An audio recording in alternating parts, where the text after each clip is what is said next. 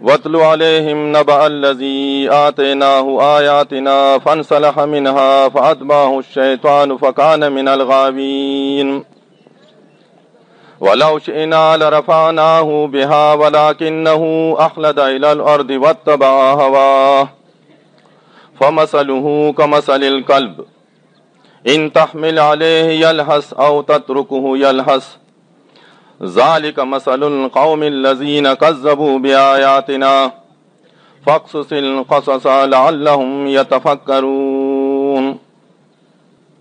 یہ قرآن مجید 9ویں پارے سورۃ الاعراف کی 2 آیات ہیں۔ ان آیات اور اس سے اوپر کی آیات میں اللہ نے گزرے ہوئے وقت کے ایک عالم کا ذکر کیا ہے۔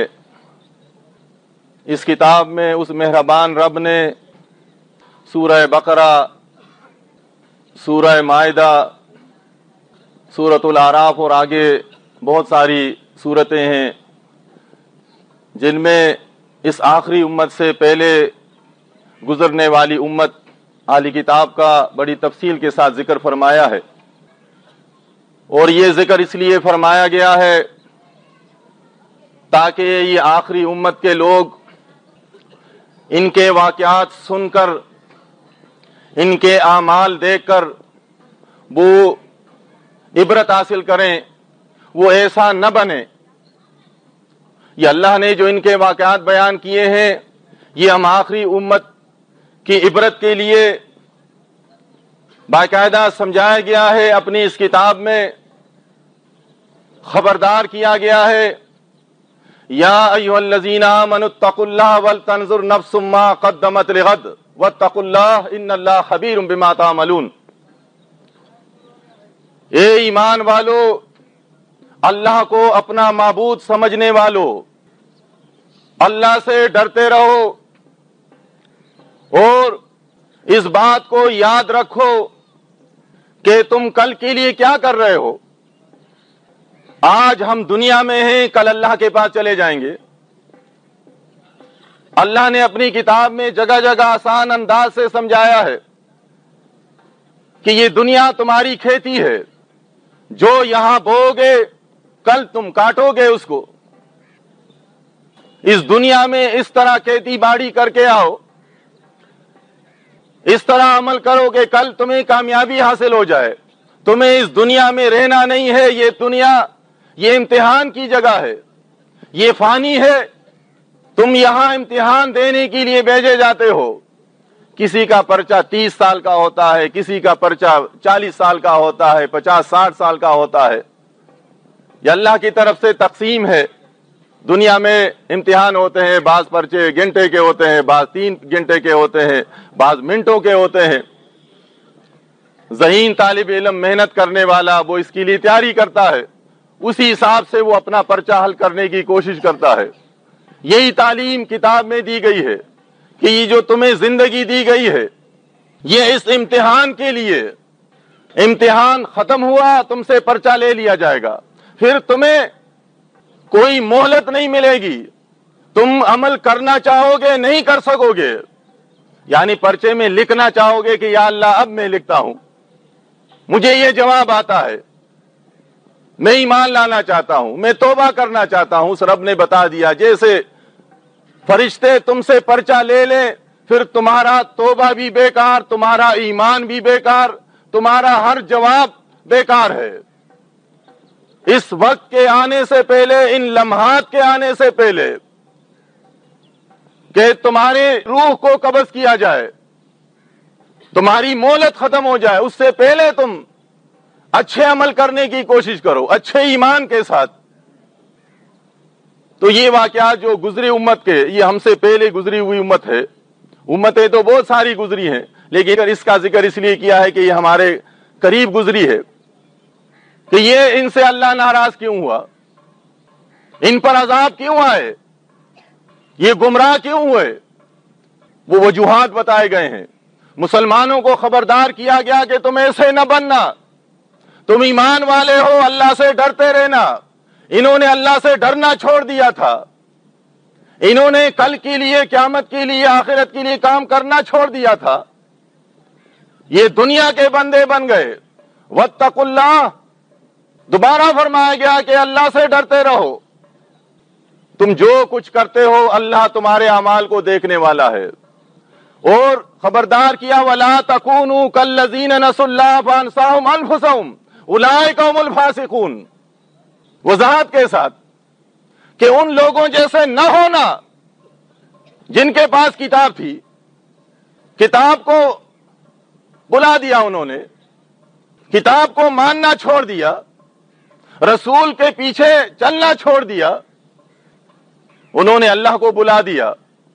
اللہ کو انسانوں کی عبادت کی ضرورت نہیں ہے، اللہ انسانوں کی عبادت کا محتاج نہیں ہے، وہ تو الغنی رب ہے، انسان فقیر ہے.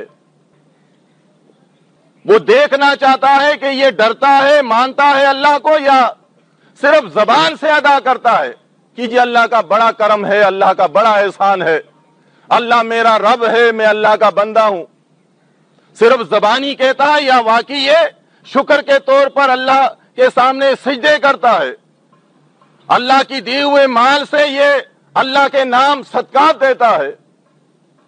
وہ دیکھنا چاہتا ہے. تو خبردار کیا کہ ان لوگوں جیسے نہ ہونا جنہوں نے اللہ کو بلا دیا.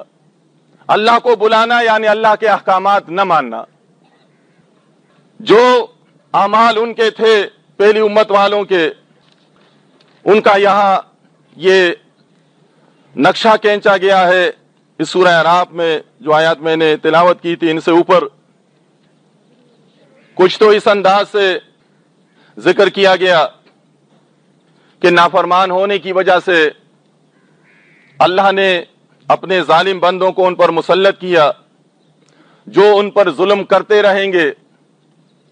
ایک ایک عمل کو آپ دیکھیں، جو کچھ ان کے ساتھ ان کے بےایمانی کی وجہ سے ہو رہا تھا، نافرمانی کی وجہ سے، وہ کچھ ہمارے ساتھ ہو رہا ہے، صرف ناموں کا فرق ہے. ان پر اللہ نے فرعون کو مسلط کر دیا تھا، اعمال خراب تھے، دوسرے لوگ تھے.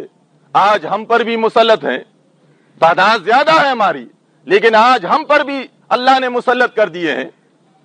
ان کو اللہ نے، ان کا ذکر ہے، بندر بنا دیا تھا ان کے اعمال کی وجہ سے. کونوا قردۃ خاسئین، ہو جاؤ بندر. آج آپ کے سامنے ہے، کلمہ پڑھنے والے بھی بندر بنا دیے گئے ہیں. وہاں سے لوگ آ کر پنجروں میں بند کر کے لے جاتے ہیں بندروں کی طرح. ایک جیسا کردار ہے. ان پر اللہ کی طرف سے عذاب آیا تھا، وہ گروہ گروہ ہو گئے تھے، ٹکڑوں میں بٹ گئے تھے. یہاں فرمایا ان کا ذکر کیا گیا وَقَطَّعْنَاهُمْ فِي الْأَرْضِ أُمَمًا، ہم نے زمین میں ان کو فرقوں میں تقسیم کر دیا. فرقوں میں آج ہم بھی تقسیم ہیں. کہاں صحابہ کرام بہادر لوگ، ہم عام انسان ان کے لیے سوچ بھی نہیں سکتے. بڑے بہادر لوگ گزرے ہیں، بڑے بہادر، اس میں کوئی شک نہیں ہے. بڑے دلیر اور مخلص انسان گزرے ہیں وہ. انہوں نے بڑی قربانیاں دی ہیں اس دین اسلام کو پھیلانے کے لیے. یہ جو آج دنیا کا نقشہ آپ دیکھتے ہیں، جہاں آپ کو نام کے صحیح 55-56 ممالک اسلامی شکل میں نظر آتے ہیں، یہ ان کے کارنامے ہیں، ان بہادروں کے. یہ جہاں آپ کو اسلامی ملک کا جھنڈا نظر آتا ہے لگا ہوا پہاڑ پر، سمندر میں، جنگل میں، میدان میں، یہ ان بہادروں کے آزاد کیے ہوئے میدان، پہاڑ اور دریا ہیں. تعداد کم تھی، زیادہ ہنرمند نہیں تھے، ان کے پاس اتنا ہتھیار نہیں تھا، جہاز وغیرہ نہیں تھے، ورنہ تو دنیا کو فتح کر دیتے. وہ فتح کرتے کرتے کہاں رک جاتے؟ سمندر آ جاتا بیچ میں. سمندر سے آگے ان کے پاس جہاز تو تھے ہی نہیں، بحری جہاز، ہیلی کاپٹر نہیں تھے. اللہ کو گواہ کر کے کہتے تھے یا اللہ گھبرانے والے نہیں ہیں، ڈرنے والے نہیں ہیں، آگے جانا چاہتے ہیں، لیکن تیرے سمندر نے راستہ روک دیا. سمندر کی وجہ سے واپس آتے تھے. تو یہ جو آج آپ کو اسلامی جھنڈے نظر آ رہے ہیں اس دنیا میں، جس کا جرنل اور کرنل بار بار بوٹوں کو پالش دیتا ہے، اپنے تمغوں پر فخر کرتا ہے، چاند اور تار کو دیکھ کر خوش ہوتا ہے، انہوں نے کچھ نہیں کیا، ان کو وہ بہادروں نے یہ سب کچھ آزاد کر کے دیا ہے۔ آج یہ ان کے خلاف بھی بولنے کی کوشش کرتے ہیں۔ 56 اور 55 ممالک کے جنرل کرنل نے اسلام کے لیے کچھ نہیں کیا ہے۔ اگر کسی کے پاس کچھ ہو تو ہمیں بتائے۔ یہ تو ان کے آزاد کیے ہوئے علاقے بھی ان کا دفاع تک نہیں کر سکتے، ان کو بچا نہیں سکتے۔ بہادر لوگ تھے، ملک پر ملک فتح کرتے تھے، لیکن کبھی دل میں یہ خیال نہیں آیا کہ جی ہمارا نام ہونا چاہیے، تختی لگنی چاہیے، یہاں تو پتھر لگانا چاہیے، اور یہاں پر تو اس کا نام ہونا چاہیے۔ آنے والے لوگ کہیں گے جی فلاں جرنل نے یہ فتح کیا ہے، فلسطین فتح کیا، ایران فتح کیا، عراق فتح کیا، ایشیا فتح کیا، روس کو فتح کیا، چین میں داخل ہوا۔ تختیاں لگانے کے لیے نہیں کرتے تھے، وہ نام پیدا کرنے کے لیے نہیں کرتے تھے، اللہ کی رضا کے لیے مخلص ایماندار تھے کہ اللہ کے دین کا بول بالا ہو، جھنڈا سب سے بلند ہو، اور آخرت میں اللہ اجر دے۔ آج یہ ذرا سا معمولی سا مورچے کا دفاع کر لیتے ہیں، وہ دن منایا جاتا ہے، دن منایا جاتا ہے۔ کیا بات ہے جی، یہ مورچے کو بچایا تھا، تو مورچے کو کون بچائے گا؟ اتنے بڑے سٹار لگے ہوئے ہیں، اتنے تمغے لگے ہوئے ہیں، اتنی تنخواہیں لے رہے ہو، 1000 گز کے پلاٹ پر تم رہتے ہو، آگے پیچھے نوکر چاکر ہیں، تو مورچے کو تم نہیں بچاؤ گے، کون بچائے گا؟ اور ان کے خلاف زبان کھولتے ہو تم، جنہوں نے تمہیں یہ ملک دیا ہے۔ وہ بہادر لوگ تھے، صحابہ کرام، انہوں نے اسلام کے لیے کام کیا۔ آج یہ اہلی کتاب کے نقش قدم پر چلنے والے یہ بھی کہتے ہیں کہ ہم دین کی خدمت کرتے ہیں۔ ایک تو حکمرانی ملا ہوتے ہیں، ایک مذہبی ملا، مذہبی ملا ان کا بھی ذکر ہے اور ان حکومت اقتدار والوں کا بھی ذکر ہے، دونوں اسی طرح ہے۔ دونوں مذہبی ملا آپ دیکھیں جی دین کی خدمت کر رہے ہیں۔ کیا خدمت کرتے ہو تم؟ بتاؤ تو صحیح، ہمیں بھی بتاؤ کیا خدمت کی ہے تم نے؟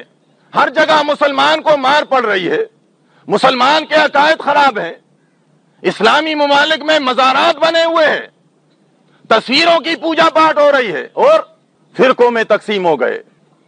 فرقے کس نے بنائے؟ فرقے یہودیوں نے نہیں بنائے، عیسائیوں نے نہیں بنائے، فرقے بنانے والے بھی یہ ہیں۔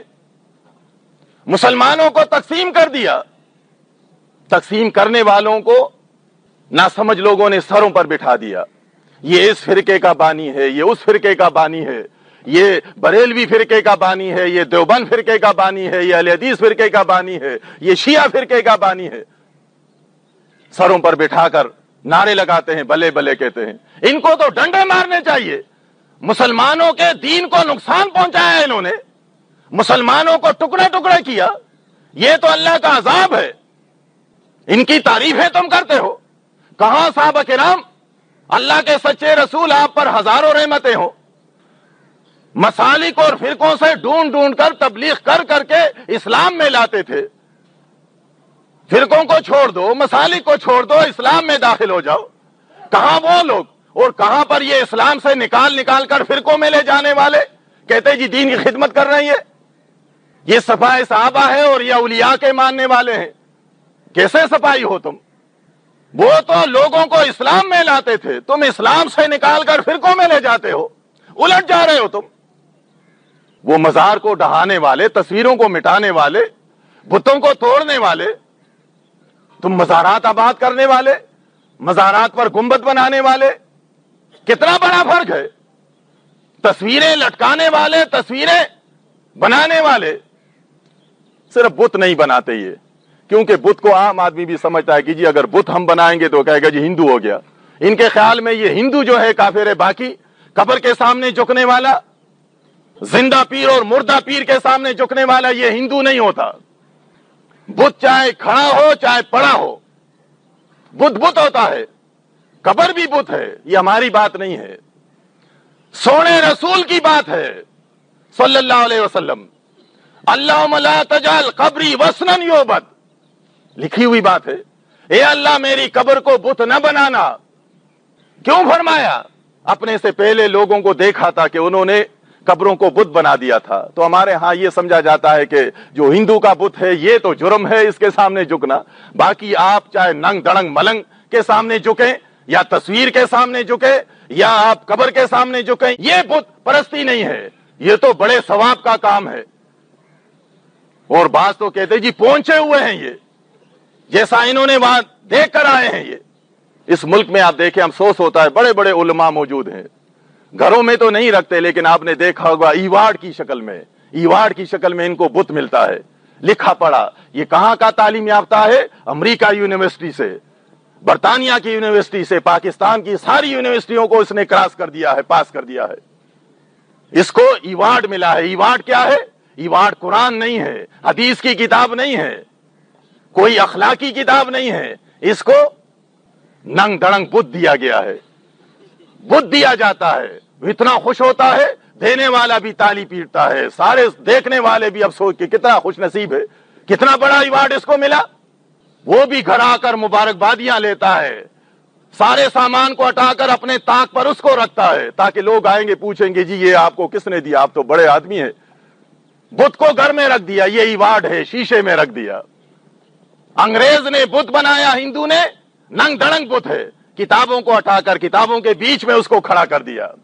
کہتا ہے میں مسلمان ہوں، میں نے کلمہ پڑھا ہے۔ یہ تو ہندو، یہ تو واجپائی، وہ بت پرست ہے، یہ تو مجھے انعام میں ملا ہے۔ اگر یہ ایماندار ہوتا، صحابہ کرام تو بڑے بہادر تھے، ایک عام مسلمان بھی ہوتا تو یہ وہاں محفل میں پہلے تو ایوارڈ لیتا نہیں۔ مسلمان کا عمل ہوتا ہے اللہ کے لیے، اللہ سے ایوارڈ لیں گے، یہ تو امتحان ہے۔ ایوارڈ تو وہاں ملے گا ہر انسان کو، اور مسلمان کو انعام ملے گا۔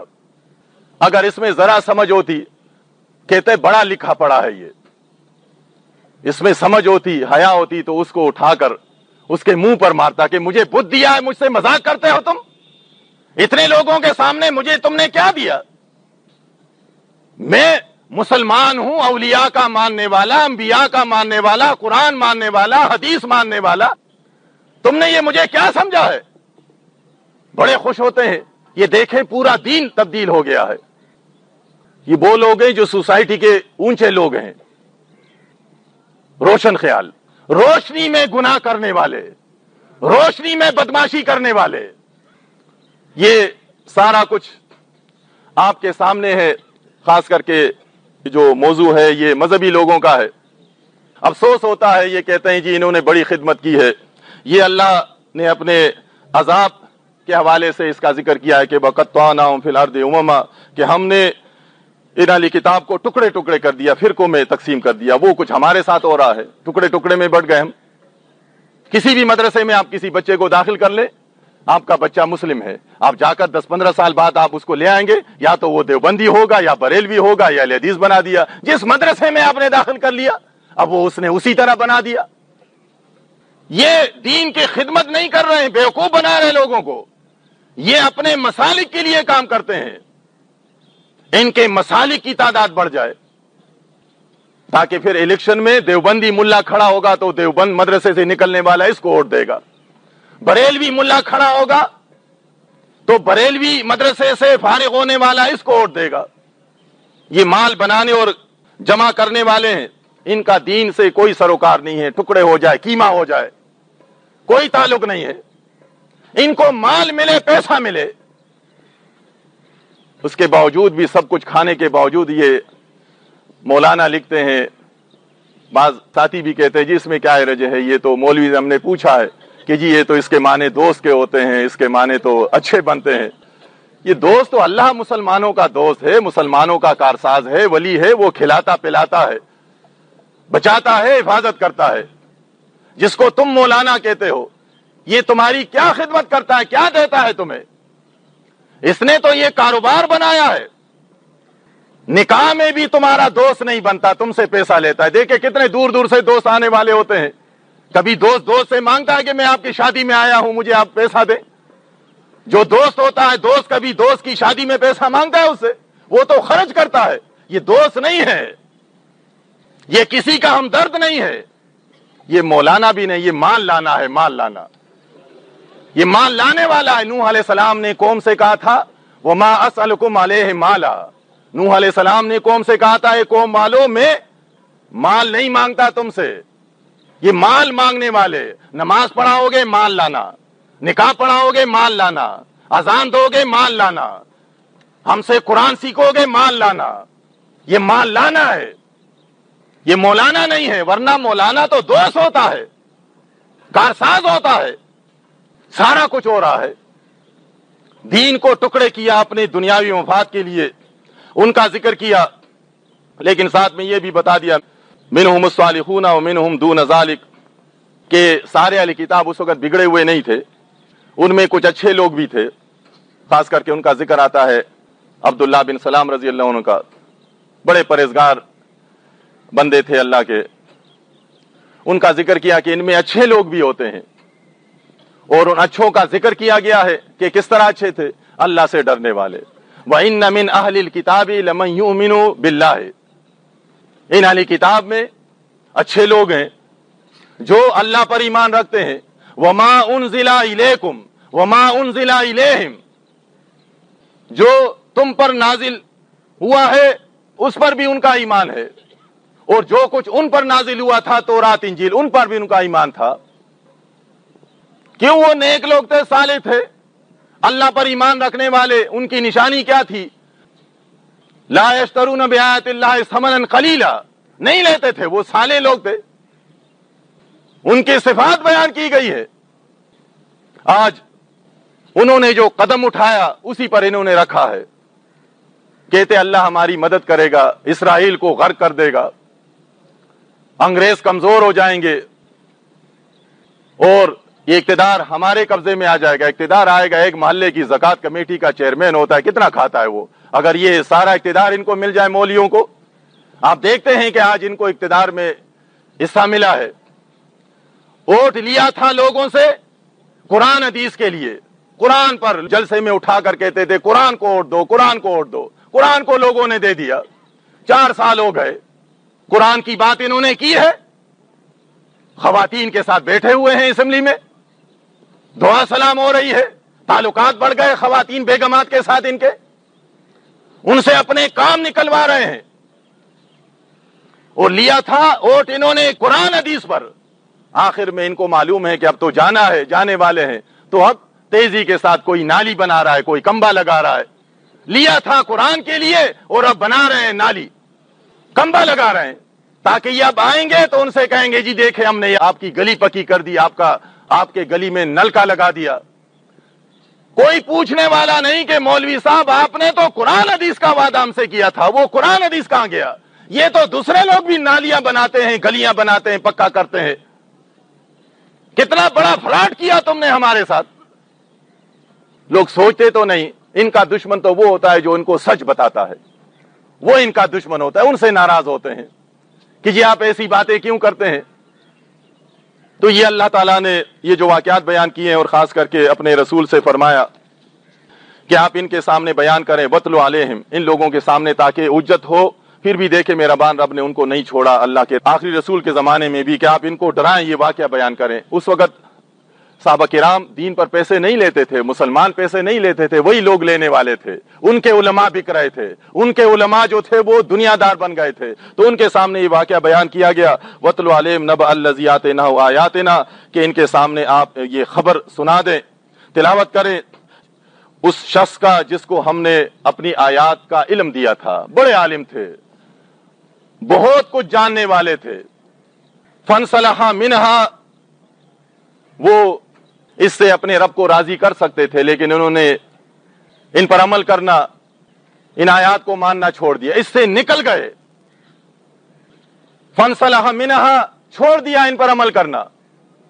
فَأَتْبَعَهُ الشَّيْطَانُ فَكَانَ مِنَ الْغَاوِينَ، تو ایک انسان اللہ کی نافرمانی شروع کرے، فرمانبرداری سے نکل جائے، قرآن حدیث کو ماننا چھوڑ دے، تو شیطان اور شیطان کا گروہ تو تیار ہوتا ہے، وہ تو کھڑا ہوتا ہے، گھر میں بھی موجود ہے، گھر کے باہر بھی کھڑا ہے۔ جس طرح ایک بچہ اگر کہیں گھر سے بھاگ جائے، آپ دیکھتے ہیں گھر سے اگر بچہ بھاگ جائے کن ہاتھوں میں جاتا ہے وہ؟ اگر وہ گھر سے ماں باپ کی سرپرستی چھوڑ دے اور بھائیوں کا ساتھ چھوڑ دے، باہر نکلتا ہے، تو باہر تو ہر قسم کے لوگ کھڑے ہیں، ہاتھوں میں چلا جاتا ہے۔ تو یہ شیطان جب انسان کو قابو کرتا ہے شروع میں، یہ نیا قبضے میں آنے والا ذرا شرماتا ہے کہ جی یہ کام صحیح نہیں ہے، یہ صحیح نہیں ہے، لیکن آخر میں ایسا دل سیاہ ہو جاتا ہے کہ پھر تو وہ شیطان کہتا ہے جی اب ڈیوٹی دو تم، اب تو مجھ سے بھی تم آگے جا سکتے ہو، وہ پھر بیٹھ جاتا ہے۔ یہ شیطان کی ڈیوٹی کرتا ہے. پھر یہ شروع میں بڑی محنت اس کو کرنی ہوتی ہے شیطان کو. اس نے جب اللہ کی فرما برداری چھوڑ دی، مالک فرماتا ہے فاتبعہ الشیطان فکان من الغاوین، شیطان اس کے پیچھے پڑ گیا اور اس کو گمراہوں میں کر دیا، اپنے گروہ میں شامل ہو گیا. اس کے گروہ صرف جنات نہیں ہے، اس کے گروہ میں انسان بھی شامل ہے، اور انسان میں خاص کر کے وہ علماء کو شامل کرتا ہے. جس طرح انگریزوں نے یہاں حکومت کی ہے، بڑے بڑے پیروں اور مولیوں کو ملایا تھا. ان کو معلوم ہے پیر قبضے میں آ گیا تو اس کے ساتھ ہزاروں مرید ہے، مولوی قبضے میں آ گیا تو اس کے ساتھ بے شمار مقتدی ہے، آنکھیں بند کر کے چلنے والے. شیطان بھی جانتا ہے، اس کو معلوم ہے کہ مولوی کو قبضہ کرو، اس کے ساتھ بے حساب مقتدی ہوتے ہیں، بے حساب شاگرد ہوتے ہیں. بہت خوش نصیب ہوتا ہے کہ وہ قرآن حدیث کا حوالہ مان لے گا، ورنہ وہ کہے گا جی اتنا بڑا استاد، یہ اتنا بڑا عالم، اتنا مدرسہ چلاتا ہے، یہ نہیں سمجھتا کہ یہ علی اجویری کو داتا سمجھ رہا ہے، اور یہ عبد القادر جیلانی کے نیاز کو صحیح کہتا ہے، تعویذ لکھتا ہے، رسول کو حاضر ناظر مانتا ہے، رسول کو عالم الغیب سمجھتا ہے. یہ اتنا بڑا عالم نہیں سمجھتا اور تم سمجھتے ہو. شیطان جانتا ہے کہ عالم قبضے میں آ گیا تو ذرا محنت کم کرنی پڑتی ہے، پھر یہ عالم جانے اور یہ لوگ جانے. تو یہاں بیان کیا کہ وہ گمراہوں میں ہو گیا، جاننے والا علم والا تھا. وَلَوْ شِئْنَا لَرَفَعْنَاهُ بِهَا، مالک فرماتا ہے اگر ہم چاہتے تو ان کو ہم رفعت عطا فرماتے، بلندی عطا فرماتے.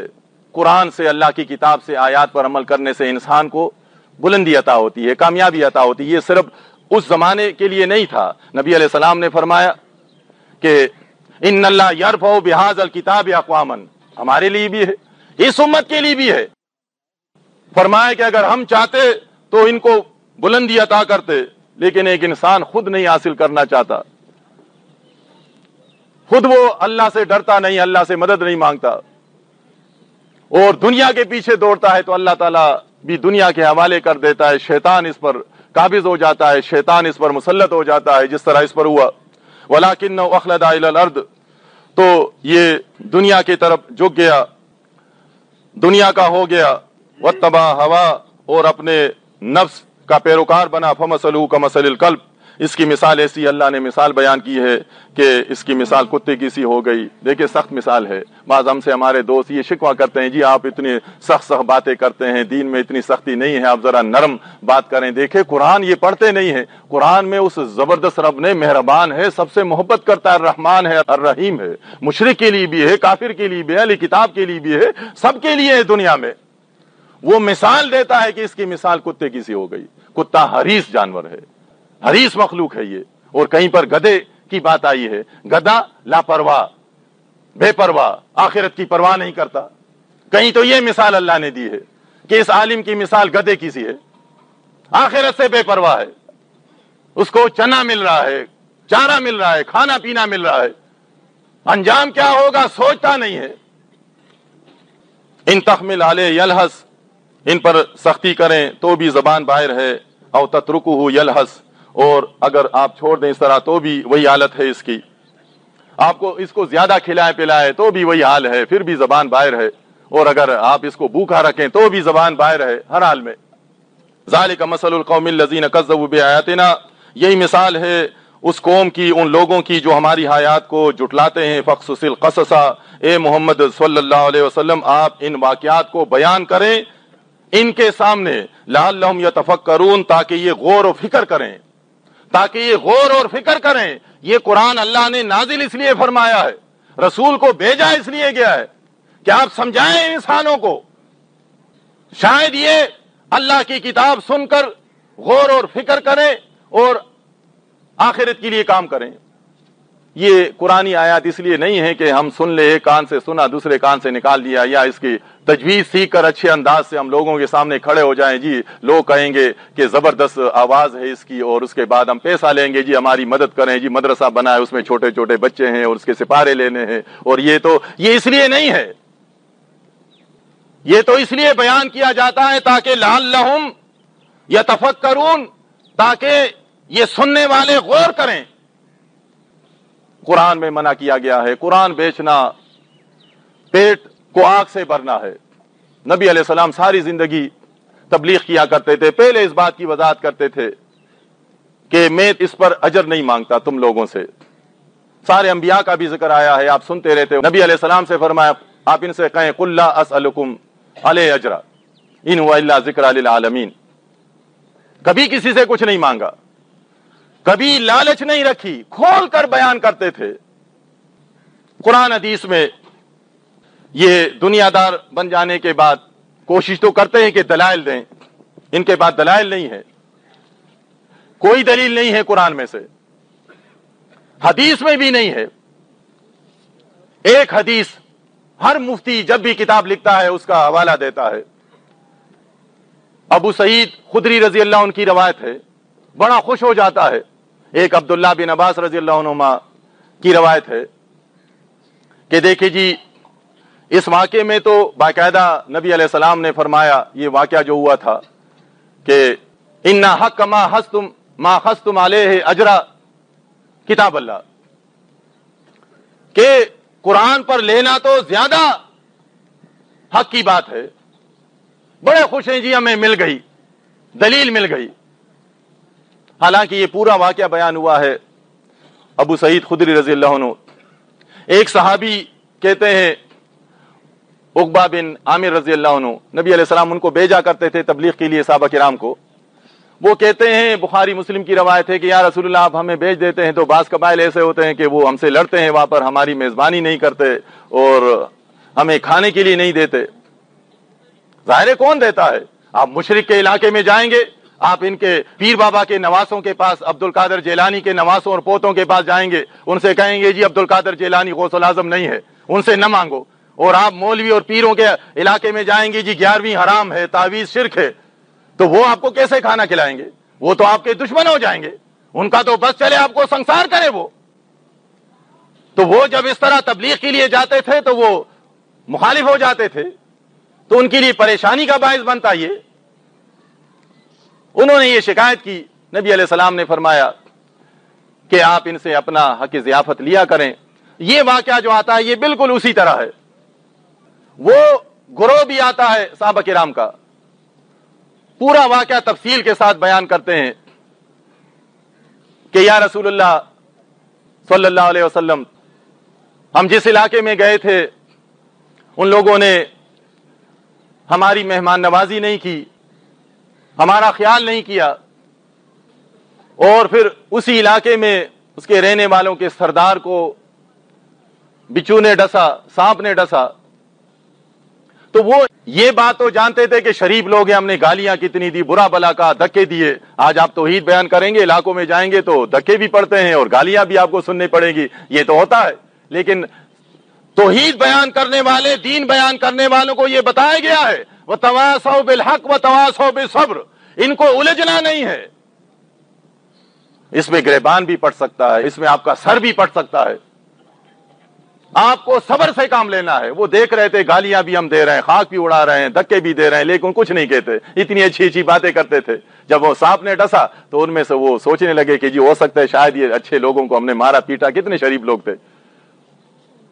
اور ظاہر قرآن بیان کرتے تھے تو وہ آئے کہ جی آپ ہمارے سردار کو سانپ نے ڈسا, آپ میں ہے کوئی دم ڈالنے والا, منتر کرنے والا؟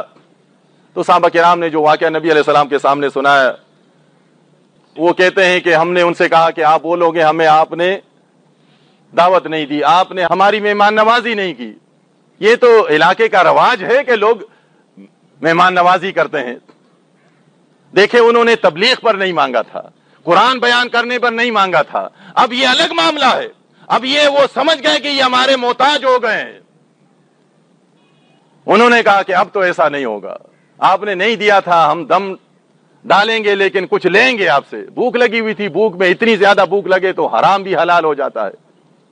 وہ مجبور تھے, سردار تھا, عام آدمی ہوتا, چپڑاسی ہوتا, کوئی معمولی آدمی ہوتا تو جس طرح آج بھی رواج ہے, غریب آدمی کی کوئی پرواہ نہیں کرتا, مر جائے. بڑا آدمی تھا, اسمبلی کا ممبر, گورنر, اور بڑا آدمی, خاندانیاں سارے بھاگ دوڑ کرتے ہیں جی بڑا آدمی ہے, کچھ ہو نہ جائے اس کو, قطار لگ جاتی ہے خون دینے والوں کی, بڑا آدمی ہے. بڑا آدمی تھا, سب پریشان ہیں کہ آپ میں سے کوئی ہے؟ انہوں نے کہا حالانکہ ان کے پاس یہ دلیل نہیں تھی، نہ ان کو سکھایا گیا تھا، نہ ان کو معلوم تھا، لیکن وہ اس بات کو سمجھ رہے تھے کہ یہ آخر قرآن ہے، اللہ کی کتاب ہے، اللہ کا نام لے کر دم کریں گے، اللہ مالک ہے۔ انہوں نے کہا کہ پہلے آپ بات کریں۔ بات ہو گئی بکریوں پر، انہوں نے سورہ فاتحہ پڑھی اور دم کیا۔ نبی علیہ السلام نے جب یہ واقعہ سنا تو وہ ہنسے۔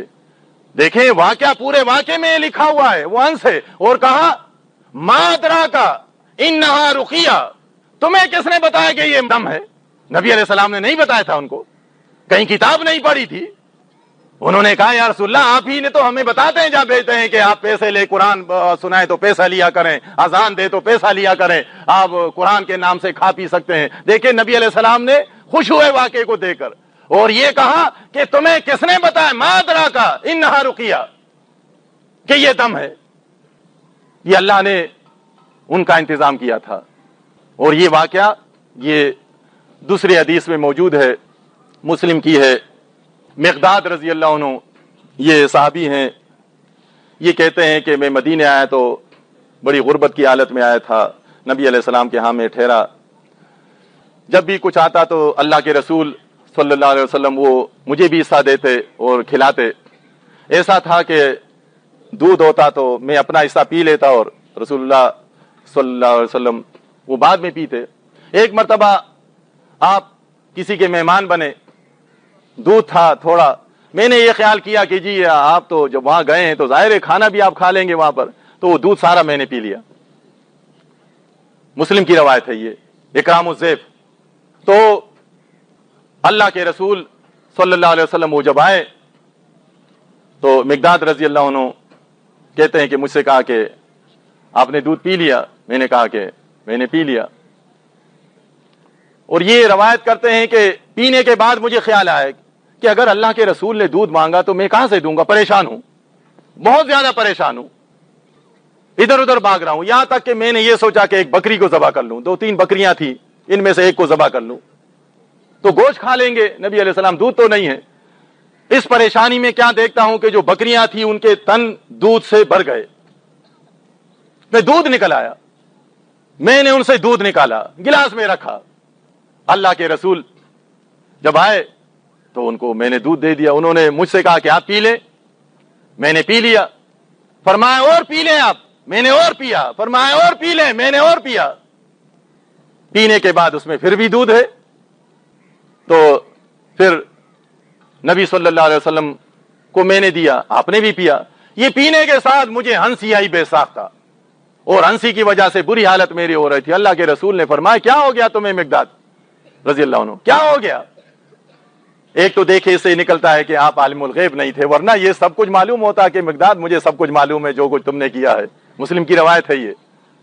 عالم الغیب نہیں تھے، اب کون بتائے گا؟ صحابی۔ کیا ہوا؟ تو انہوں نے پھر پورا واقعہ بیان کیا۔ مقداد رضی اللہ عنہ کہتے میں نے بیان کیا کہ اس طرح ہوا تھا، میں نے دودھ پی لیا تھا، بڑا پریشان تھا، اور پھر یہ جو ان کے تنوں میں دودھ آیا تو میں نے پلایا اور دودھ زیادہ ہو رہا تھا، زیادہ ہو رہا تھا۔ تو نبی علیہ السلام نے کیا فرمایا؟ یہ ڈائجسٹ اور اخبارات کی باتیں نہیں ہیں، آپ نے فرمایا اے مقداد یہ رحمت کا دودھ تھا، آپ نے مجھے پہلے کیوں نہیں بتایا؟ ہم اور مسلمانوں کو بلاتے، اور کتنے مسلمان ہیں جو بھوکے ہیں پیاسے ہیں، اس وہاں پیر نہیں رہتے تھے، مولوی نہیں رہتے تھے، کھانے پینے والے، کھانا کم ہوتا تھا، آپ نے پہلے کیوں نہیں بتایا؟ یہ تو رحمت کا دودھ تھا، ہم اوروں کو بلاتے اور بھی پی لیتے اس میں۔ تو یہ جو کھانا یہاں ملا ہے ابو سعید رضی اللہ عنہ، تو نبی علیہ السلام اس لیے تو مسکرائے، اس میں مسکرانے کی کیا بات ہے؟ خوش ہوئے کہ یہ اللہ نے ان کو کھلایا ہے، پلایا ہے تمہارے پاس کوئی حصہ؟ میرا بھی حصہ نکال لو، برکتی کھانے کی وجہ سے، رحمت کے کھانے کی وجہ سے۔ جس طرح ایک جنگ کے موقع پر صحابہ کرام نے پڑاؤ ڈالا تھا، بڑا لشکر تھا، تو کھانے پینے کا ظاہر سامان ختم ہو جاتا ہے، پریشان تھے، اللہ نے انتظام کیا، بڑی مچھلی سمندر نے باہر پھینک دی، ان کا گوشت کھاتے رہے۔ اللہ کے رسول کے پاس آئے، یہ واقعہ بھی بیان کیا گیا کہ اس طرح ہوا تھا، تو نبی علیہ السلام یہاں بھی خوش ہوئے، 30 دن تک، مہینے تک وہ کھاتے رہے، اللہ نے انتظام کیا ایمانداروں کا۔ نبی علیہ السلام نے یہاں بھی فرمایا ہے تمہارے پاس کوئی حصہ، کوئی گوشت ہے، مجھے بھی کھلاؤ۔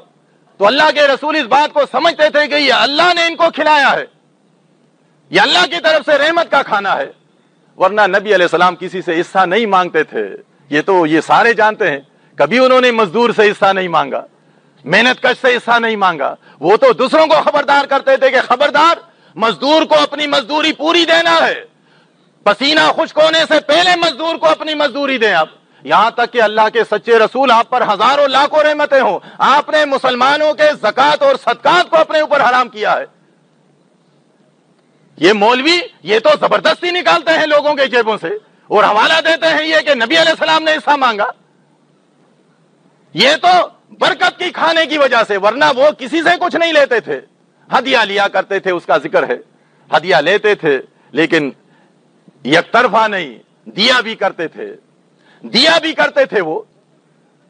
ہو سکتا ہے بعد میں آنے والا وقت اگر اسلامی انقلاب نہ آیا تو یہ اس میں بھی آگے ہو جائیں۔ آپ دیکھتے ہیں کہ تھوڑا بہت کچھ یہ لحاظ کرتے ہیں، تفسیر لکھتے ہیں قرآن تو اس پر ہدیہ لکھا ہوتا ہے، اس کو معلوم ہے کہ قرآن پر قیمت نہیں لکھنی چاہیے، یہ قرآن بیچنے کی کتاب نہیں ہے، قیمت نہیں لکھتے، اس پر ہدیہ لکھا ہوتا ہے، تفسیروں پر بھی ہدیہ لکھتے ہیں، یہ تو ہدیہ تو زبردستی وصول نہیں کیا جاتا ہے، ہدیہ تو آدمی خوشی سے دیتا ہے، لیکن آپ اگر ہدیہ میں کچھ کم دیں گے تو دکان سے باہر چلانگ لگا کر آپ کو پکڑے گا کہ آپ نے ہدیہ میں کم دیا۔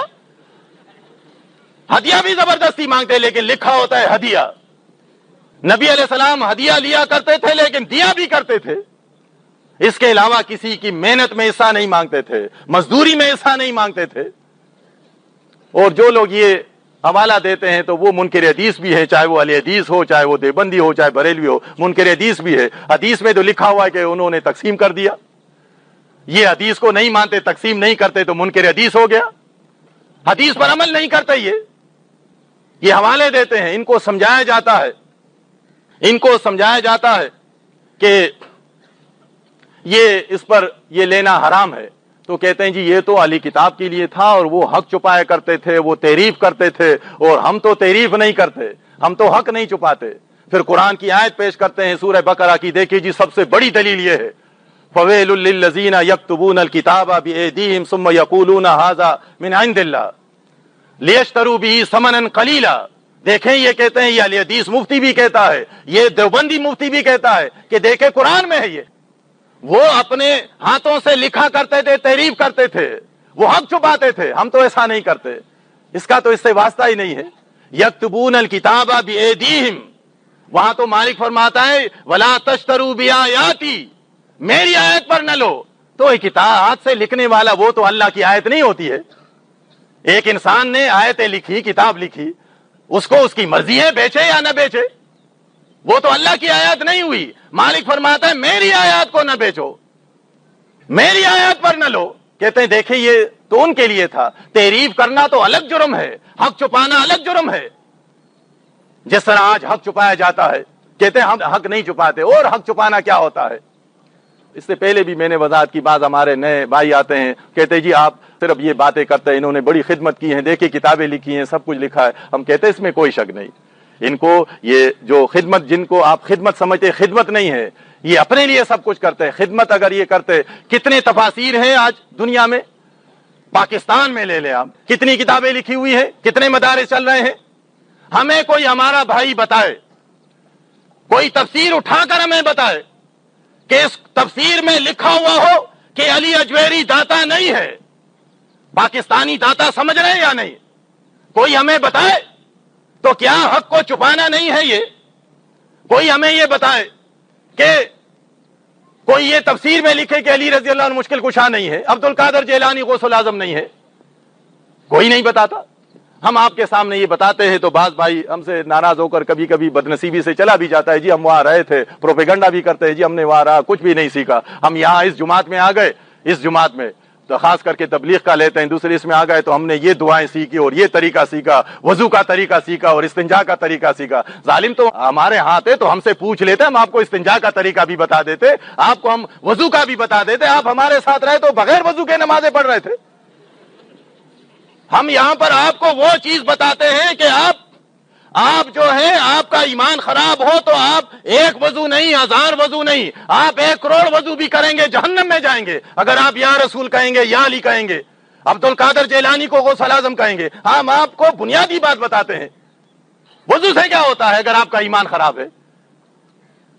اللہ نے مشرک پر جہنم کو حرام کر دیا ہے. ایک مشرک پر جنت حرام ہے، اس کا ٹھکانہ جو ہے جہنم ہے ہمیشہ کے لیے. آپ اگر 7 سمندر سے بھی غسل کر لیں اور ایمان خراب ہے، عقیدہ عیسیٰ علیہ السلام کو شریک مان رہے ہیں، نبی علیہ السلام کو شریک مانتے ہیں، تو جہنم میں جائیں گے. تو یہ بعض باتیں ہوتی ہیں، یہ بعض اس طرح کہتے ہیں کہ جی ہم یا کچھ نہیں سیکھتے، تو پہلے ایمان ہے، پہلے عقیدہ ہے، اس کے بعد ہم یہ بیان کرتے ہیں. اور ہمارے جو علماء ہیں یہ کبھی یہ نہیں کہیں گے حرام مال قرآن حدیث میں نہیں لگتا، یہ حرام کی بات بھی نہیں کرتے. جزاک اللہ. سود خور سے بھی لیا، جوئے کے اڈے والے سے بھی لیا، چور سے بھی لیا، جزاک اللہ، یہ سیکھا ہے. جب ہم بات کرتے ہیں یہ آپ نہیں سمجھتے، تو یہ تو قرآن حدیث میں قرآن کہتا ہے کہ یہ اللہ کے ہاں قبول نہیں ہوتے، عبادت قبول نہیں ہوتی ہے. اور یہ جو دم کا تھا، تو یہ 2 روایتیں اور میں بیان کروں گا. یہ 2 روایتیں ہیں کہ ایک میں تو نبی علیہ السلام، یہ مسلم کی روایت ہے، اوب رضی اللہ عنہ یہ کہتے ہیں کہ جاہلیت میں ہم منتر پڑھتے تھے، تو ہم نے نبی علیہ السلام سے پوچھا کہ یا رسول اللہ اس دم کے بارے میں آپ کا کیا خیال ہے؟ تو آپ نے فرمایا مجھے سنائیں. جب ہم نے سنایا تو آپ نے فرمایا کہ کوئی ڈر نہیں ہے اس میں، بالکل یہ مسلم کی روایت ہے، آپ اس کو دم کر سکتے ہیں. دوسری روایت ہے، یہ جابر رضی اللہ عنہ سے ہے، وہ کہتے ہیں کہ یہ ایک خاندان مسلمانوں کا تھا، یہ آیا نبی علیہ السلام کے پاس عمرو بن حزم، فقالوا یا رسول اللہ انہ کانت عندنا رقیۃ نرقی بہا من العقرب، کہ ہمارے پاس بچو کے کاٹنے کا منتر ہے، دم ہے. وانتا نہیتا عن الرقا فاردوها علیہ، تو آپ نے منع کیا ہے دم سے. تو انہوں نے اپنا دم سنایا نبی علیہ السلام کے سامنے، کی یہ الفاظ ہم کہتے ہیں اس میں. تو نبی علیہ السلام نے فرمایا ما ارا بہا باسا من استطاع منکم ان ينفعه فلينفع، کہ اس میں کوئی برائی کی بات نہیں ہے، آپ اگر اپنے بھائی کو اس سے فائدہ پہنچا سکتے ہیں تو آپ پہنچائے، بھائی کو فائدہ پہنچانا چاہے. تو یہ جو دم کا ابو سعید خدری رضی اللہ عنہ کا، تو اور بھی بہت سارے حدیثوں میں یہ روایتیں ہیں، حدیثوں میں بیان ہوا ہے، روایتیں ہیں کہ آپ یہ اگر کوئی مسلمان کسی کو فائدہ پہنچاتا ہے پیسوں کے لیے نہیں تو یہ کر سکتا ہے. یہ جب چاروں طرف سے ان کو دلائل دیے جاتے ہیں تو آپ نے سنا ہوگا پھر آتا ہے کہ جی اچھا آپ بتائیں جی بھینس حلال ہے کہ حرام ہے؟ پھر بھینس کا آتا ہے. بھائی بھینس کا قرآن میں نہ ذکر ہے نہ حدیث میں ذکر ہے، یہ تو ہم آپ کے سامنے قرآن حدیث بیان کرتے ہیں. وَلَا تَشْتَرُوا بِآيَاتِي ثَمَنًا قَلِيلًا اقرأوا القرآن وَلَا تَأْكُلُوا بِهِ، قرآن حدیث ہم بیان کرتے ہیں. قرآن حدیث میں بھینس حرام ہوتا تو ہم نہیں کھاتے اس کو، اس کا تو ذکر نہیں ہے. یہ گائے ہے، گائے کا ایک قسم ہے، لیکن ان کو شوق ہے ان چیزوں کا، یہ کیوں یہ حوالہ دیتے ہیں؟ ان کی مماثلت ہے بھینس کے ساتھ. بھینس کے ساتھ، بھینس بھی آپ نے دیکھا ہوگا، بھینس کے سامنے مشہور ہے بین بجانا، اور ان کے سامنے دین بیان کرنا ایک ہی چیز ہے. اس کے سامنے بین بجانا، ان کے سامنے دین بیان کرنا، قرآن حدیث بیان کرنا، ذرا بھی اثر نہیں ہوتا. وہ بھی کھانے پینے پر بڑی خوش رہتی ہے، ہر وقت کھانا پینا اس کا کام ہے. یہ بھی کھاتے پیتے پر بڑا خوش ہوتا ہے، بڑا خوش ہوتا ہے. اس کو بھی پانی میں پڑا رہنا بڑا اچھا لگتا ہے. یہ بھی بار بار وضو کرتا ہے، کھاتا پیتا گرم خوراک ہے، کھاتا پیتا اور مسجد کا پانی استعمال کرتا ہے. ایک جیسا ان کی عادتیں ہیں، اس لیے بھینس کا حوالہ دیتا ہے. اللہ نے اپنی کتاب میں فرمایا کہ اللہ تعالیٰ جس کو ہدایت دینا چاہتا ہے، من یرید اللہ ان یہدیہ یشرح صدرہ للاسلام، جس کو اللہ تعالیٰ ہدایت دینا چاہے تو اللہ تعالیٰ اس کے سینے کو کھول دیتا ہے. مومن اللہ سے ڈرنے والے کا سینہ کھلا ہوتا ہے، پیٹ چھوٹا ہوتا ہے، سینہ بڑا ہوتا ہے. اور جو اللہ سے نہیں ڈرتا اس کا سینہ چھوٹا ہو جاتا ہے، پیٹ بڑا ہو جاتا ہے. تو اس کے بعد پھر وہ آپ اس کو سمجھائیں گے کبھی نہیں سمجھتا. معدہ تو سمجھنے کی جگہ ہے نہیں، انسان دل سے سمجھتا ہے، دماغ سے سمجھتا ہے. معدہ بڑھ جاتا ہے تو آپ سمجھائیں کتنا ہی سمجھائیں، نہیں سمجھتے علی کتاب مولیوں کی طرح. تو یہ انہوں نے آج اپنا دین جو ہے وہ اپنے معدے میں بند کر دیا، پیٹ میں بند کر دیا آج. اس لیے قرآن حدیث کا اثر ان پر نہیں ہوتا ہے، چاہے ان کو آپ کتنا ہی ڈرائیں، علی کتاب کے واقعات بیان کریں، یہ ماننے والے نہیں ہیں. اپنے عظیم مہربان رب سے آخر میں یہ دعا ہے کہ اللہ تعالی ہمیں اچھا مسلمان بنائے، ہمیں نبی صلی اللہ علیہ وسلم کی سنت پر عمل کرنے والا اور صحابہ کرام جیسا دین اسلام کے لیے قربانی دینے والا بنائے. قولوا قولی ھذا استغفر اللہ لی ولکم ولسائر المؤمنین.